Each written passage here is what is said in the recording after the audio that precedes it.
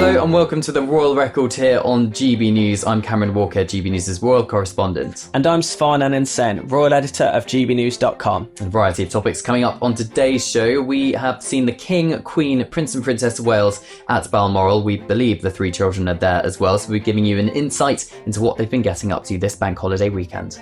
We'll also be looking at whether Prince Harry's decision to not include any further chapters in the paperback version of Spare is an olive branch to the royal family. And it looks like the royal family could be getting another member of their family in the armed forces. Lady Louise Windsor, Duke and Duchess of Edinburgh's oldest daughter, is considering, reportedly, a career in the military.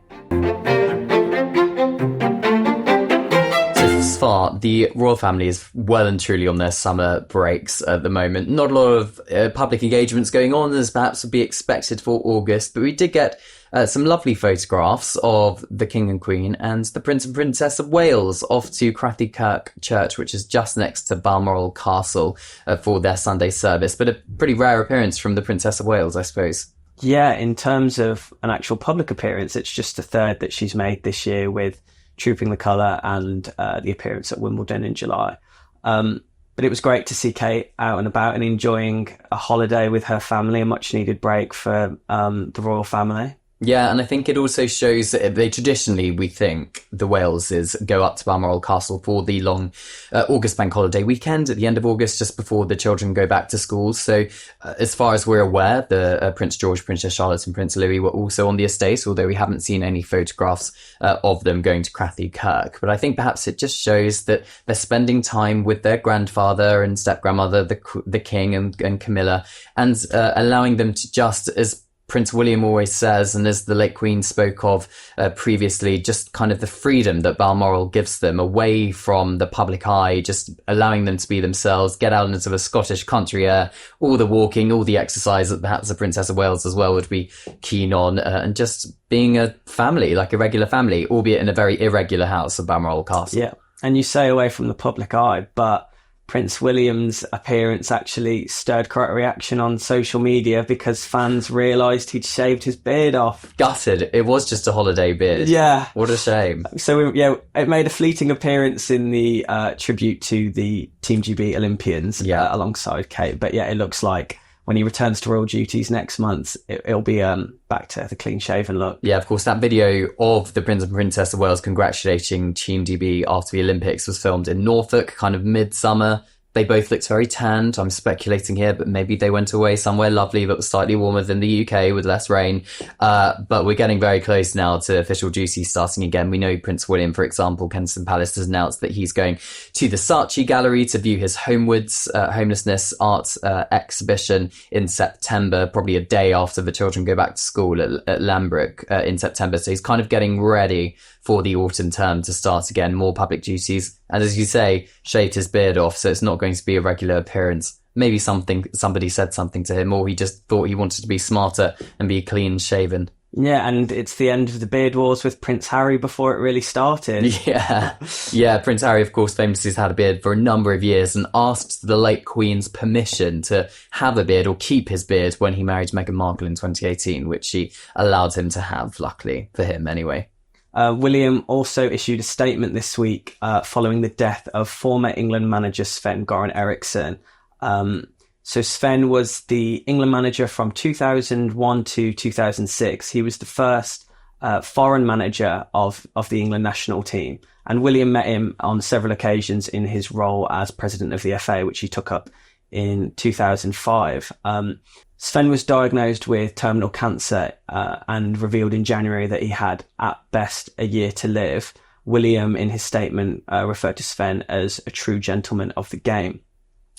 However, on a slightly brighter note, Sven did reveal that his lifelong dream was to manage Liverpool, and that was arranged in March that Sven could take over and manage the Liverpool Legends football team at Anfield against Ajax Legends. And so Sven was able to fulfill his lifelong dream just months before he passed. Prince William also said in his statement on social media that he was struck by Sven's charisma and passion for football. He also said that his thoughts and Prince William's thoughts are with Sven's family and friends. And of course, Prince William has recently become patron of the Football Association, stepping perhaps one above his presidency of the FA. Clearly a huge supporter of football, and clearly something which Prince William really cares about supporting, particularly with Sven. I think perhaps it was written up by many media publications that he was leading the nation, Prince William was, in tributes to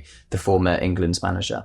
But across the Atlantic, we've got obviously Prince Harry and Meghan back from their fresh from their Colombia visit. But we've had announcements from Prince Harry's publishers of his memoir Spare. Of course, that very controversial book had a number of royal bombshells in it when it was released. Was it last year it was released? October? Yeah. January 2023. January 2023. Yeah. My God, time flies. Well, we're going to get a paperback version, you lucky devils out there, being released on the 22nd of October. Now, red flag for me when I knew the release date of this, that's slap bang in the middle of the Commonwealth Heads of Government meeting in Samoa. We know King Charles is going to be there. Was this whole thing going to distract from CHOGM and King Charles's work there? I suspect not as much as it was going to, because we now know there's going to be no new information within that book that wasn't published in the hardback version, because usually when a paperback version is released, there tends to be at least another chapter or at least another paragraph released alongside it. As we understand it, that's not happening. So does this suggest that Prince Harry really does want to get away from kind of criticising the royal family or complaining about his life as a working royal? Yeah, it's interesting. It does look like an olive branch by the fact there will be no more new information coming out of Spare. But again, the release date, smack bang in the middle of Charles's tour of Australia and Samoa.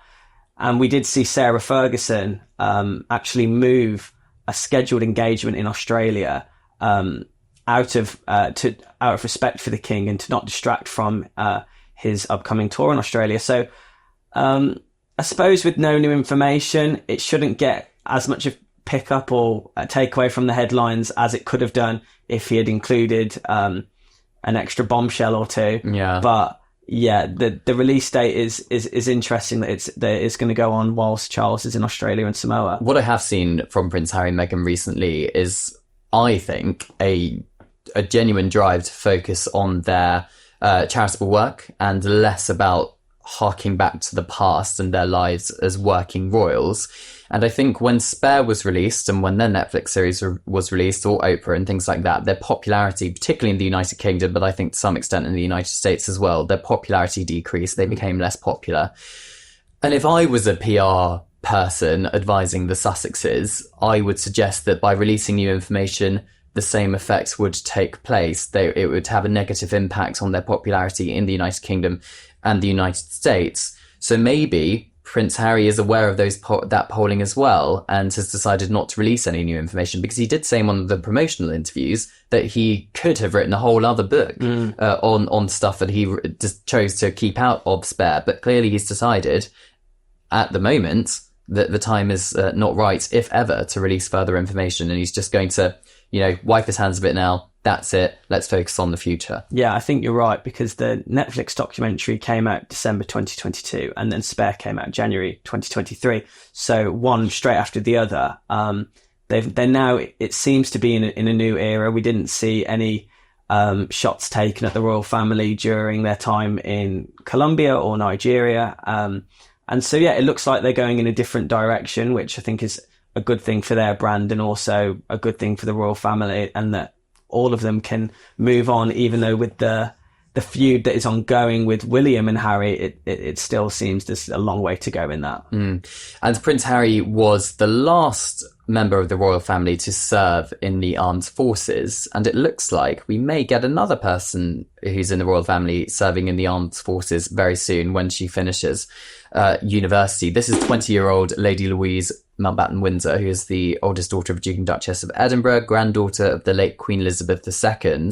And according to The Sun, she is, and I quote from her LinkedIn page, which is quoted in The Sun, interested in pursuing a career in the military, diplomacy, or law. But she is actually in the Officers Training Corps at St Andrews University, which is where she's studying at the moment. So I mean, this could be quite an interesting career move for I was about to say the princess. She's not a princess, for Lady Louise. Yeah, it's really interesting. And it's also a very different path to what we've seen her cousins take, both Princess Eugenie, Princess Beatrice and Zara Tindall, that none of them took up roles in the military. So if Lady Louise does go down that route, it's quite different and, if anything, similar to the late Queen in terms of her roles in the military. Yeah, the late Queen was a junior commander in the Auxiliary Territorial Service during World War II. Lots of mechanicking, that's not a word, mechanic stuff to do with cars. You can tell I'm not a mechanic. I'd be useless if my car ever broke down. But she would be, Lady Louise, the first female member of the royal family to serve in the armed forces since the late Queen. What's that, 70, 80 years since World War II, which is astonishing, really. Lady Louise's father served very briefly in the Royal Marines. He trained with them for kind of 4 months or so in the 1980s before giving it up. But I suppose with the army comes a sense of duty. With the royal family comes a sense of duty. We know Lady Louise certainly takes after her grandparents with carriage riding. Her late grandfather, Prince Philip, was keen on that. And Lady Louise, we believe, took over his carriages and things like that when she's been riding in certain competitions. And perhaps this is just going to be another string to her bow. But she may, of course, decide to go down the diplomacy or law routes. But she certainly seems to, according to her friends who's spoken to The Sun, be very much enjoying her army cadet training at St Andrews, going out and about. And I think this, it seems to be exactly what the Duchess of Edinburgh has previously said about her children and Louise and their youngest son James, that they're going to have to build their own careers, and that it doesn't look like there is a working role available to them in the royal family. And so they're going to have to explore different options. And it looks like Lady Louise at the moment has decided that she's going to go the military route. Yeah, and it looks, I mean, she's 16th, I think, in line to the throne. So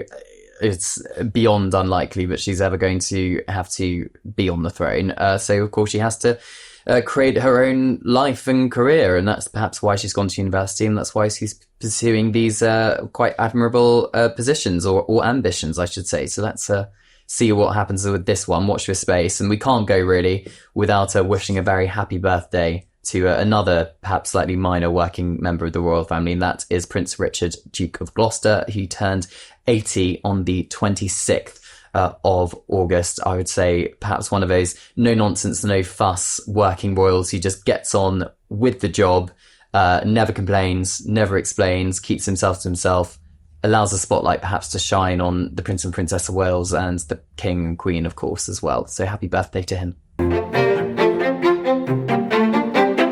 Well, that's it for another week of the Royal Record here on GB News. Remember, you can get in touch with us with the email address royal@gbnews.uk or use the hashtag GBNRoyalRecord. And don't forget, you can keep up to date with all the latest royal news and analysis by going to gbnews.com/royal or by signing up to the Royal newsletter. Until next time, goodbye. Goodbye.